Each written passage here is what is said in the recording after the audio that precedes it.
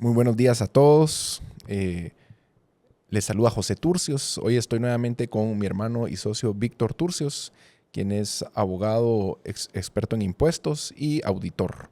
El día de hoy vamos a hablar sobre un tema que ya se ha hablado muchas veces y hoy lo vamos a volver a tocar para que podamos tal vez lograr un cambio de criterio frente a las resoluciones judiciales que han habido sobre este tema. Vamos a hablar sobre la ausencia de determinación de la obligación tributaria en los delitos de defraudación tributaria. ¿Cómo estás, Víctor? ¿Qué tal, José? Bien, muchas gracias. Mira, para poder abordar este tema en el menor tiempo posible y que se pueda entender, pues hemos preparado unas preguntas para ir paso a paso y que nuestra audiencia pueda ir entendiendo cuál es el problema, ¿verdad? Entonces, voy a empezar haciéndote unas preguntas si lo ves bien. Sí, adelante. Y la primera pregunta, para que entienda la audiencia, podría ser, ¿qué es el tipo penal o qué es la tipicidad de un delito? Gracias, José. Un saludo a todos. Y bueno, básicamente la tipicidad de un delito es dentro de la redacción del delito existen distintos elementos que se deben de verificar en las acciones o omisiones a las cuales se le va a achacar antijuridicidad. Es decir, cada uno es un desglose de cada uno de las características, de los verbos, de las acciones, inclusive del contexto o de los resultados que prevé cada delito para que aquel delito se perfeccione, para que, le llamamos los abogados, para que la figura tipo quede perfecta. La tipicidad, junto con la antijuridicidad y la culpabilidad, provocan que exista o se pueda hablar propiamente de un delito. En el caso concreto, estamos hablando del delito de defraudación tributaria. Y uno de sus elementos para que este delito se perfeccione en cuanto a su tipicidad es la determinación de la obligación tributaria. Porque el artículo 356 básicamente dice que quien mediante ardid, disimulación, engaño, ocultación, indujere a error a la administración tributaria en la determinación de la obligación tributaria. Es decir, respecto a la culpabilidad, pues vamos a ver la existencia de aquel ardid, simulación, engaño, también dentro de la tipicidad, pero lo importante es que para que se perfeccione el delito tiene que haber determinación de la obligación tributaria. Ya. Y un ejemplo, quizá, en el cual lo podemos observar un poquito más claro, es en el delito de estafa. Porque el delito de estafa dice, la persona que indujere a error a otra persona o que le engañare a realizar una acción o omisión que le causara perjuicio propio o de un tercero. Entonces, primero tiene que existir en el delito de estafa, por ejemplo, el perjuicio patrimonial, el perjuicio económico en mi patrimonio o en el patrimonio de un tercero. Luego tiene que haber una persona adicional que me debe de inducir a error y me debe de engañar. Y además, aquella inducción debe de provocar en mí una acción. Bueno, entonces solo hasta que se realizan todos esos elementos podemos decir que la figura tipo está perfecta. No sé si ves otro delito tal vez típico. solo voy a resumir las ideas. Yo sé que ya todos lo entendieron, pero solo para dejarlo explicado en términos muy sencillos, voy a decir que lo que nos está diciendo Víctor es que para que haya un delito, primero debe existir en una ley, que en este caso es el Código Penal, y cuando hablamos de defraudación tributaria nos referimos al artículo 358A. Entonces, tiene que haber un tipo penal. El tipo penal es el artículo, la norma que establece la conducta que es considerada delito y por lo tanto sancionable. Entonces, cuando mi hermano Víctor habla sobre tipicidad, se refiere a aquel análisis que busca establecer que la conducta humana se apega exactamente al tipo penal, al artículo, a la ley, al artículo 358A del Código Penal, ¿verdad? Ese es como el resumen de, Sí, gracias, en términos así muy sencillos, ¿verdad? Sí, y mientras hablaba recordaba que hay un delito también que podemos ejemplificar para ejemplificar la tipicidad, y es quizá el delito de homicidio. Perdón que lo traiga a colación, no tiene nada que ver con los delitos tributarios, pero es para ejemplificar, que es que el que causare la muerte. Entonces, claro, si no sucede la muerte de una persona, no puede tipificarse a que el delito es el elemento esencial del delito de homicidio es la muerte de alguien más. Pero Claro. si no hay muerte, no hay delito. Y eso lo estás diciendo porque el elemento esencial del delito de defraudación tributaria es justamente la determinación de la obligación tributaria. Igualmente en el caso del delito de defraudación tributaria, es decir, si no hay determinación de la obligación tributaria, tampoco puede haber una inducción a error. No puede haber un error en la determinación de la obligación tributaria si previamente no se determinó la obligación tributaria por la persona que lo debía determinar y por quien lo debía determinar. Y porque el tipo penal, como tú decís, eso dice. Expresamente la norma lo requiere. así dice. Quien mediante ardid, engaño, ocultación, simulación, maniobra, indugiere a error al fisco en la determinación de la obligación tributaria o en el pago, ¿verdad? Pero el pago implica haberse determinado, ¿verdad? O sea, sí, entonces yo creo que ese es el preámbulo de esta conversación, es que la determinación de la obligación tributaria es un presupuesto que necesariamente debe de suceder para que exista un delito. Ahora, ¿cómo? La pregunta cabal es idónea, la tercera. ¿Cómo se determina la obligación tributaria? Claro. Entonces, primero vale la pena recordar que conforme al artículo 14 del Código Tributario, la obligación tributaria surge a la vida jurídica, existe ex lege, es decir, en virtud de una ley. ¿Cómo explicar esto? Pues las obligaciones, los contratos, las negociaciones que nosotros hacemos, por ejemplo, en el caso de una compraventa, yo adquiero una casa y por tanto hay una persona que se obliga a entregarme la casa, la posesión, y yo por mi parte me obligo a pagar el precio de la casa. Esas obligaciones recíprocas surgen de la voluntad de las partes. Pero en el caso de la obligación tributaria, al decir que es ex lege, lo dice el artículo 14 del Código Tributario, es que aquella obligación no surge del convenio de las partes, sino surge por mandato legal. Pero más aún, por mandato legal y por medio de los procedimientos previstos en la propia ley para que surja aquella obligación. Si no se dan también los presupuestos legales para que surja aquella obligación, entonces no podemos decir que aquella obligación surgió por mandato legal. Y por tanto, la obligación tributaria nunca habría surgido. Ahora, ¿cuáles son aquellos presupuestos bajo los cuales surge la obligación tributaria? Primero nos tendríamos que referir a quién determina la obligación tributaria o qué es determinar la obligación tributaria. Bueno, primero, quien determina la obligación tributaria es el contribuyente, en primer lugar. ¿Y cómo? En la declaración de impuestos que presenta, donde, por ejemplo, en el caso del ISR presenta sus rentas brutas, luego puede hacer una resta por sus rentas exentas, luego puede restar los gastos deducibles y llegar a una base imponible. Llega a la base imponible, aplica la tarifa y en ese momento, mediante todo ese procedimiento, se determina la obligación tributaria. Por tanto, es el contribuyente el primer llamado a determinarla. Esto lo vemos claro en el artículo 103 del Código Tributario, que dice que la obligación tributaria solo puede ser determinada o por el contribuyente o por la administración tributaria, pero en primer lugar por el contribuyente. Si nos vamos al artículo 107 del Código Tributario, se habla de la subsidiariedad en la determinación de la obligación tributaria, porque el primer llamado a determinarla es el contribuyente y solo cuando el contribuyente no la determina o la determina incorrectamente, la administración tributaria puede determinarla mediante de oficio, sobre base presunta o sobre base cierta.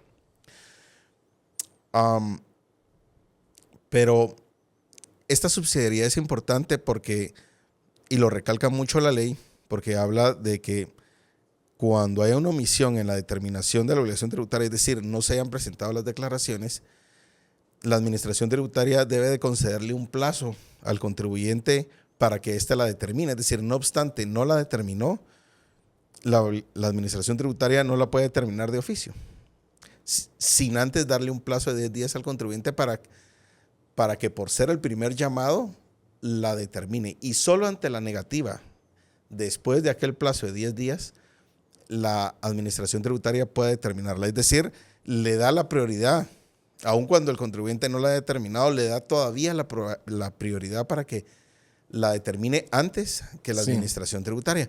Y esto lo vemos en los correos electrónicos que envía la administración tributaria antes de que nos formulan los ajustes, donde le dicen al contribuyente: señor contribuyente, hemos observado que usted ha presentado sus declaraciones tales o cuales con tal omisión o ha incluido tal gasto deducible y lo motivamos a rectificar su declaración o a corregirla. Bueno, entonces, claro, el contribuyente sabe que puede omitir aquel aviso, puede omitirlo o bien puede actuar en consecuencia, haciéndole caso a la administración tributaria, pero así es como la administración tributaria todavía le cede ese lugar en virtud del artículo 107 del Código Tributario. Luego, ante la negativa del contribuyente de rectificar o de presentar las declaraciones omitidas, entonces sí, la administración tributaria le concede una audiencia, un nuevo plazo, pero este es mucho más formal, ya no de 10 días, sino de 30 días hábiles, para que el contribuyente, y le hace ver todos los ajustes y todas las deficiencias, para que el contribuyente se manifieste ante la administración tributaria y le exprese su conformidad o inconformidad y presente pruebas. Y solo después de eso, la SAT emite una resolución donde confirma los ajustes. Y ese es el momento en el cual se determina la obligación tributaria de oficio por la SAT. Entonces ya vimos que hay dos momentos en los que se puede determinar la obligación tributaria: por el propio contribuyente, por ser el primer llamado a hacerlo, en una declaración. Subsidiariamente, ante la negativa de este o ante la determinación errónea detectada por la SAT, lo puede hacer la propia administración tributaria, pero mediante un procedimiento, concediendo primero audiencia de 10 días y luego una audiencia de 30 días. Y posteriormente la SAT emite una resolución en la cual determina la obligación tributaria. ¿En dónde está esto? Está en el artículo 50, numeral primero y segundo, que ciertamente habla de la prescripción, pero esos dos numerales nos aclaran lo siguiente: que la prescripción se interrumpe no con la notificación de la audiencia de 30 días, sino con la determinación de la obligación tributaria, dicen esos incisos, que se realiza con la notificación de la resolución que confirma los ajustes, es decir, después de la audiencia de 30 días.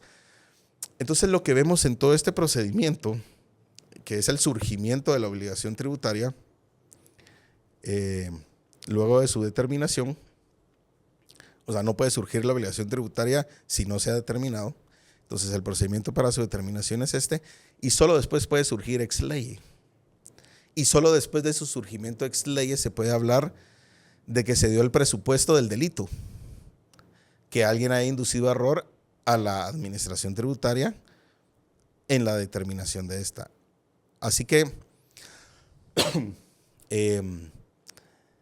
creo que esto es importante y responde a la pregunta, José: ¿cuándo surge la obligación tributaria y cómo? Sí, va. Entonces, simplifico nuevamente, porque es un tema complejo, pues no podemos hablar en términos simples, pero yo voy a tratar de simplificar. Entonces, decimos que tú nos dices que primero hay un hecho generador que detona la obligación tributaria. Sí. El impuesto sobre la renta, la obtención de rentas, en el IVA, el consumo, la compra, ¿verdad?, de algún producto. Entonces, acá es el hecho generador, se detona la obligación tributaria y esa es la obligación tributaria es por ley. Cuando decís ex lege es un aforismo latino que es por ley, es decir, es coactiva en virtud de la ley. Entonces, inicia la obligación tributaria, pero uno la tiene que determinar, uno tiene que hacer su declaración y decirle al fisco, esto es lo que yo debo de impuestos y así la estoy calculando. Hago mi declaración. Esa es la autodeterminación de la obligación tributaria. Correcto. Si yo no determiné esa obligación tributaria, la SAT sí me la puede determinar. Doctrinalmente y en todos los países, por lo menos del derecho romano, el acto de la determinación es un acto jurídico procesal administrativo importantísimo. Entonces, viene la SAT y hace un proceso específico contemplado en el Código Tributario y determina la obligación, determina que sí hubo hecho generador y determina y la cuantifica, digamos, el monto. Y esa resolución constituye la determinación de la obligación tributaria. Y esa resolución es muy importante porque habilita el recurso administrativo, es decir, no podría llevarse todo el procedimiento administrativo si no hay resolución, si la obligación tributaria no fue determinada mediante resolución, por un lado. Y habilitar el recurso de revocatoria implica que luego pueda conocer el contencioso administrativo, porque la propia Constitución habla de que todos los actos de la administración pública están sujetos al control de juridicidad del contencioso administrativo. Y un acto tan importante como la determinación de la obligación tributaria, por tanto, debe estar en resolución. Hago énfasis en esto porque a continuación vamos a ver que dentro del proceso penal tributario no media esta resolución que da origen y hace surgir la obligación tributaria. Y por tanto, sin obligación tributaria no puede haber delito. Pero quería hacer énfasis en el carácter que mencionabas, José, de carácter de resolución. Sí. Entonces, ahora viene la pregunta, que ya todos saben cuál es la pregunta, pero la voy a hacer. ¿Cuál es la problemática en el proceso penal con relación a la determinación de la obligación tributaria? Bueno, la problemática es que en la práctica, cuando el auditor tributario llega a una empresa y comienza a hacer su auditoría de campo, por ejemplo, o de gabinete, no sé, y ve indicios de la comisión de un delito, efectivamente, conforme lo prevén los artículos 69 y 70 y 90 del Código Tributario, el auditor tributario interpone denuncia. Que eso está bien. Y eso está bien. Y lo remite a la Intendencia de Asuntos Jurídicos. Ya no conoce a la Intendencia de Fiscalización. Y la Intendencia de Asuntos Jurídicos es la que formula la denuncia. El problema, José, está en que cuando remite todo el expediente, la administración tributaria no lo bifurca o no lo separa o no forma una cuerda separada a efecto de que el cobro administrativo del tributo, el conferimiento de audiencia por 30 días y la emisión de la resolución que determina la obligación tributaria y mediante la cual surge esta, ya no se da, porque no hacen o no crean esa cuerda separada, sino todo el expediente se remite a asuntos jurídicos y se interpone la denuncia ante el Ministerio Público. Lo cual significa que el procedimiento de determinación de la obligación tributaria quedó suspendido. Y entonces, ya dentro del proceso penal, ya dentro de la denuncia que conoce el Ministerio Público, por su carácter de objetividad que tiene, puede hacer sus propios estudios, sus propias investigaciones y sacar sus propias conclusiones respecto de la comisión de un delito, pero la determinación de la obligación tributaria ya no se determina de oficio por la SAT. Entonces digamos que ex ley mediante los procedimientos que prevé la digamos ley. que podríamos decir que la raíz, digamos, el momento en el que se comete, digamos, a nuestro juicio, un error o se separan un poco de lo enmarcado en la ley es cuando el auditor pone la denuncia, que dijimos está bien, pero lo que está mal es omitir la determinación de la obligación tributaria. Es decir, la ley le obliga a poner la denuncia si ve algún indicio de delito. Ok, eso está bien, pero no solo le obliga a eso, sino le dice, presenta la denuncia y abstente de poner multas. Esa es la única abstención que tiene la ley. Te tienes que abstener de imponer multas, presenta la denuncia, pero la ley en ningún momento le dice abstente de determinar la obligación tributaria. Digamos, los artículos que yo cité, que es el 69, 70 y 90, no dicen eso. Sin embargo, eso es lo que ha interpretado la administración tributaria. Pensemos en el procedimiento administrativo o en el procedimiento sancionador tributario. Puede ser por la vía administrativa, la sanción de infracciones y la imposición de las multas, y el procedimiento sancionador tributario vía penal, que es mediante mediante la pena de prisión luego de que un tribunal determina la comisión de un delito o condena a una persona por la comisión de un delito.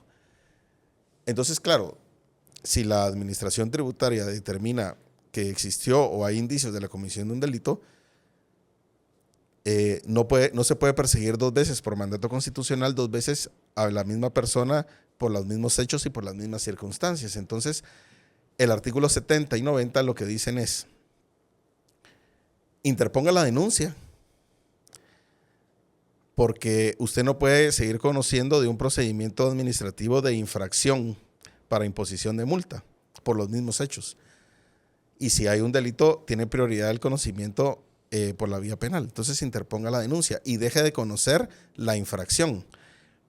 Pero el mismo artículo 70 y artículo 90 dice, pero siga conociendo del procedimiento administrativo del cobro del tributo, que es el conferimiento de audiencia para la determinación de la obligación tributaria y la emisión de la resolución posterior para que ésta surja determinada de oficio por la SAT.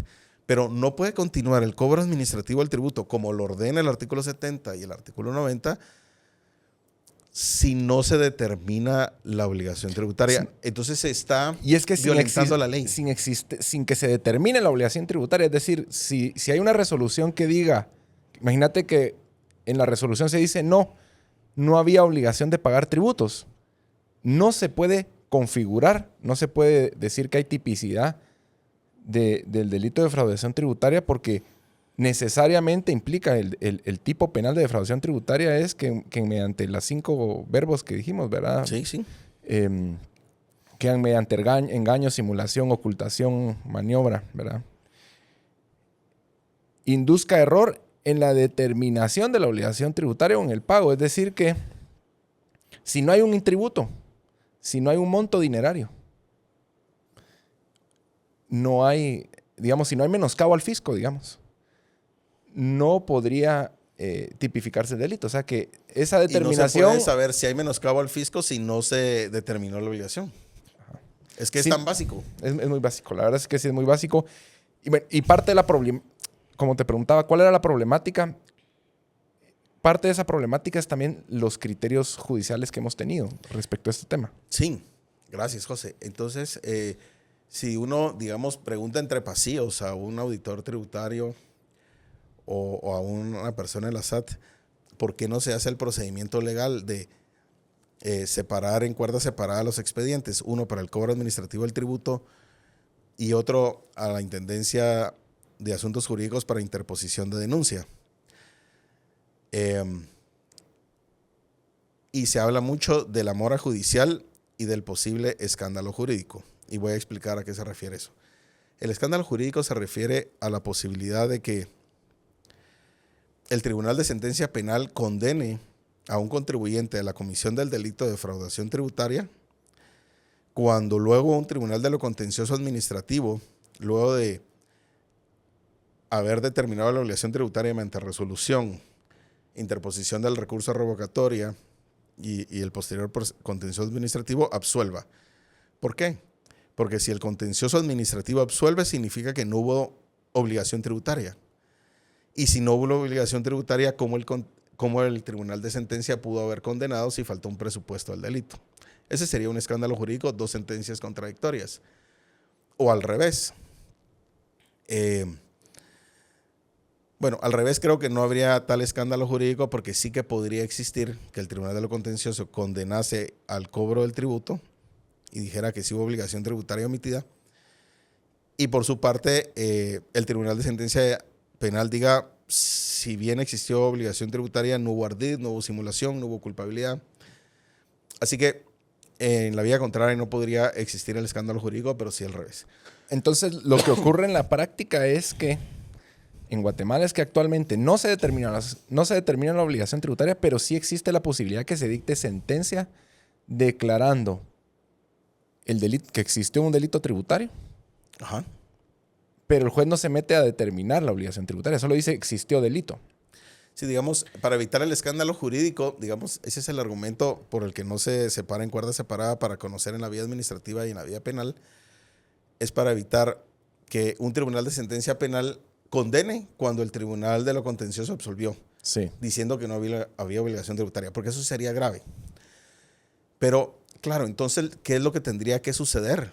Que el tribunal de sentencia penal espere, o más bien el proceso penal quede en algún tipo de suspenso, esperando a la firmeza del Tribunal de lo Contencioso Administrativo, de la sentencia del tribunal. Pero esto no sucede por la mora judicial. O sea, los argumentos que te da un auditor o te dice un abogado de la SAT es que no podríamos esperar 10 años a que esté firme la sentencia del Tribunal de lo Contencioso Administrativo para entonces sí proceder en contra del contribuyente. O que el debate espere, el señalamiento de audiencia del debate espere, o el inicio del procedimiento intermedio espere hasta que tenga firmeza la sentencia del Tribunal de lo Contencioso Administrativo, porque entonces no podríamos perseguir penalmente a nadie porque Pero sí porque que se tendría que esperar demasiado para hacer justicia. Pero sí que se puede, porque, digamos, en otros países han resuelto esta situación. En Argentina sí funciona y funciona bien. La prescripción del delito se interrumpe con la interposición de denuncia, así que perfectamente el inicio del debate o la acusación del MP podría esperar a que esté firme la sentencia del Tribunal de lo Contencioso Administrativo, ya que esté firme la determinación de la obligación tributaria. O inclusive podría avanzar la investigación. Claro que todo el procedimiento de investigación puede avanzar y detenerse y no acusar hasta que esté firme la sentencia del Tribunal de lo Contencioso Administrativo. Y además, eso es lo que prevé la ley, que se debe de seguir conociendo el cobro administrativo del tributo, por tanto, seguir el contencioso administrativo y al mismo tiempo interponer la denuncia y seguir con toda la fase de investigación. Solo que para evitar el escándalo jurídico habría que esperar a que se cobre firmeza la sentencia del Tribunal de lo Contencioso para poder acusar firmeza, y no provocar un debate. O que cobre firmeza la propia resolución que emita SAT, porque si no se interpone recurso. Claro. No, lo normal es que se interponga un recurso, ¿verdad? Y que se llegue hasta pero bueno, se alega la mora judicial, pero por la mora judicial no se le pueden violentar los derechos constitucionales al contribuyente de la tutela judicial efectiva y del debido proceso, ¿verdad? Eso es muy importante mencionarlo.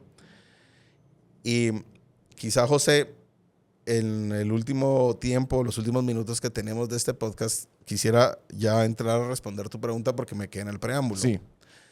¿Qué ha considerado la Corte Suprema de Justicia?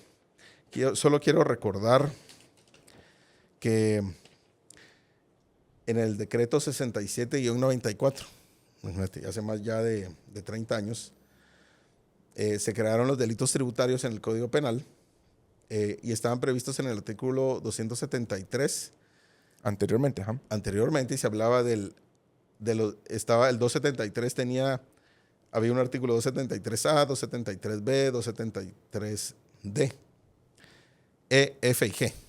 Bueno, pero en el 273D decía lo siguiente: presupuesto para poder proceder, era el título del artículo, y dice: para iniciar la acción penal es necesario que se agoten los procedimientos que establece el Código Tributario de tasación de tributos. Es decir, en aquella época, en el año 94, estaba clarísimo que no se podía proceder a la fase de investigación, ni siquiera, si no se habían tasado previamente los tributos mediante el procedimiento que establecía la ley. Lamentablemente esto solo duró 2 años porque con el decreto 103-96, todos los delitos que estaban previstos en el artículo 273 se tipificaron ahora en el 358, que es lo que ahora conocemos, sí, en los incisos A, B, C, D, pero en adelante. Tomando en cuenta que el nuevo Código Tributario, es decir, que en el 94 había otro Código Tributario vigente. Claro, porque el Código Tributario actual es del 96. Entiendo que sí. Habría que repasar eso, pero yo creo que con el Código Penal anterior también no estaba este Código Tributario vigente. Eso tal vez no lo tengo claro y no quisiera omitir opinión. Pero lo cierto es que el Código Tributario, el Código Tributario sí establece, digamos, nos deja ver que a pesar de que se prevea la comisión de un delito, se debe determinar la obligación tributaria. Claro, los artículos 70 y 90 sí lo prevén. Lo que sí ha dicho la Corte Suprema es que como se eliminó el 273D, que prevía que se debían de tasar previamente los tributos para poder proceder, entonces de alguna manera, dice la Corte Suprema, la intención del legislador es de que ahora ya no se tengan que tasarlos previamente los tributos para poder proceder por la vía penal. Pero sin embargo, esa derogatoria del 273D no derogó el artículo 70 y 90 del Código Tributario, que expresamente habla de que la administración tributaria debe seguir conociendo la obligación tributaria del cobro administrativo del tributo, no obstante interpone denuncia. Ahora, vamos a suponer que le damos valor a la tesis de la Corte Suprema de Justicia y que de alguna manera tienen razón. En el año 2004, mediante el decreto 3-2004, se restableció nuevamente el artículo 70. No se restableció, sino se le agregó un parrafito, pero la técnica legislativa fue de transcribir completamente el artículo 70 del Código Tributario. Y por tanto, 8 años después, en el año 2004, se dejó de nuevo expreso y por tanto claro que al tiempo que se interpone la denuncia se debe de seguir conociendo el procedimiento administrativo del tributo. Es decir, ya la tesis de la Corte Suprema de Justicia ya no tiene sentido por haber derogado el 273D, puesto que el artículo 70, que es ley posterior, prevé expresamente que se siga conociendo del procedimiento administrativo del cobro del tributo, no obstante se interpone denuncia. En Argentina ha ido bien con el hecho de que el Tribunal de Sentencia Penal espere la sentencia del Tribunal de lo Contencioso Administrativo, la firmeza de aquella sentencia, para poder juzgar, porque no se puede juzgar a un contribuyente si no se determina la obligación tributaria y previamente, creando una cuestión prejudicial, ¿verdad? Sí. Y solo mencionar que en España, como parte del derecho comparado, es el Tribunal de Sentencia Penal quien puede determinar la obligación tributaria, es decir... Pero por ley. Sí, efectivamente, el Tribunal de Sentencia puede hacer todos los recálculos, porque justamente como es el Tribunal de Sentencia el encargado de la tipicidad, de verificar la tipicidad del delito, y parte de la tipicidad es la determinación de la obligación tributaria, entonces aquel tribunal determina la obligación tributaria, pudiéndole hacer valer frente a aquel tribunal deducciones, exoneraciones o créditos fiscales no contemplados en la denuncia de la administración tributaria. Es decir, ¿por qué se viola los derechos del contribuyente cuando se juzga por un delito y se le condena por el delito de defraudación tributaria sin haber determinado la obligación tributaria? Primero, porque si no se determinó, podría no haber tributo que haber pagado. Y si hay tributo, o si hubiese podido haber un tributo que pagar, puede que no esté bien determinado porque la administración tributaria, cuando interpone la denuncia, no consideró exoneraciones, no consideró créditos fiscales al IVA. Es común, por ejemplo, José, en los informes que emite la SAT y que se adjuntan a la denuncia, es que solo consideran los débitos fiscales, y a veces la cuenta no por créditos. pagar que tenía que pagar el contribuyente en la emisión de las facturas, pero no le considera todos sus créditos, y eso es muy común. A veces ocurre. Y claro que ahí está mal determinada la obligación tributaria porque no se consideraron sus créditos, que era un derecho del contribuyente. Entonces, aquí es donde, en efecto, por tanto, se violentan los derechos del contribuyente. Ya en la parte práctica, ahí está una violación al derecho de defensa, porque si bien tal vez me puedo defender si hubo o no delito, pero no me puedo defender de si la cuantificación del tributo. Respecto a aquel elemento tipo. Ajá, si me están cuantificando bien el tributo, porque eso ya no lo puede, digamos, el tribunal de en Guatemala sentencia no lo penal, puede hacer el tribunal de sentencia porque no lo puede hacer. Es materia privativa del tribunal de lo contencioso encargado del control de la juridicidad del acto administrativo. No lo puede hacer la Intendencia de Asuntos Jurídicos cuando interpone la denuncia porque es propio. Entonces te privaron de la etapa para poder discutir sobre la cuantificación del tributo, si está bien o está mal. Un presupuesto de la figura delictiva y por tanto no puede haber condena. Entonces, esto es gravísimo y algo curioso y que me causa risa a mí es que el Tribunal de Sentencia Penal cuando condena al contribuyente por el delito de defraudación tributaria, lo condena también a una multa del 100% sobre el monto del impuesto omitido, dice el artículo de defraudación tributaria. Pero ¿cómo puede el Tribunal de Sentencia Penal imponer una multa sobre el monto del impuesto omitido si no se sabe cuál es el monto del impuesto omitido? Solo porque lo dice el informe de la SAT que se adjunta a la denuncia o solo porque lo dice un informe económico del Ministerio Público. O sea que presupone, hay una presunción en contra del reo. Se impone una multa del 100% sobre el monto del impuesto omitido presuntamente.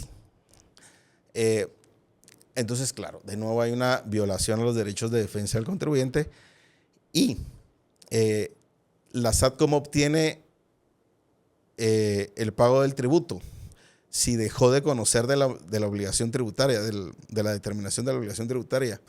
La PGN dentro del debate pide un resarcimiento, una reparación digna, le llama la PGN, y se hace un incidente de reparación digna en donde dice: requiero que el condenado indemnice al Estado por el tributo que dejó de pagar.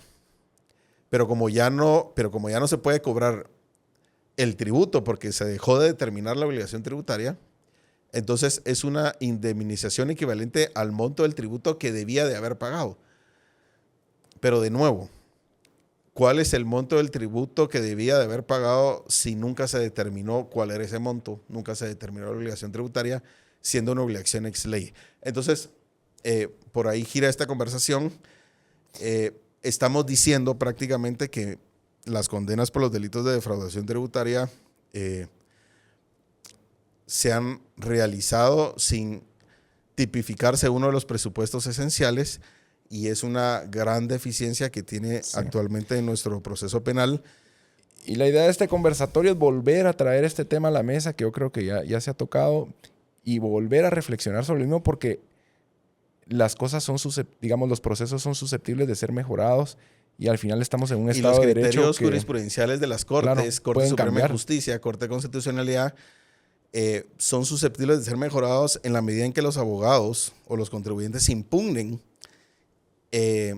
las resoluciones digamos, cuando se plantea la cuestión prejudicial y la niega un tribunal basado en la jurisprudencia de la CC, se habilita toda una vía recursiva que vuelve a caer en un amparo, una apelación de amparo, en donde de nuevo la Corte de Constitucionalidad puede revisar su jurisprudencia y puede modificarla. Pero si nos conformamos con decir, no, este tema está zanjado porque ya la Corte de Constitucionalidad emitió su criterio y hay jurisprudencia, entonces estamos en un problema porque vemos claramente y abiertamente que se están violando los derechos del contribuyente y especialmente se está condenando a una persona que pudo haber sido inocente. ¿Por qué pudo haber sido inocente? Porque pudo no haber habido obligación tributaria por todos los créditos, por todas las exoneraciones, por todas las deducciones, que en la posible determinación o mal determinación que hace la Intendencia de Asuntos Jurídicos en la denuncia,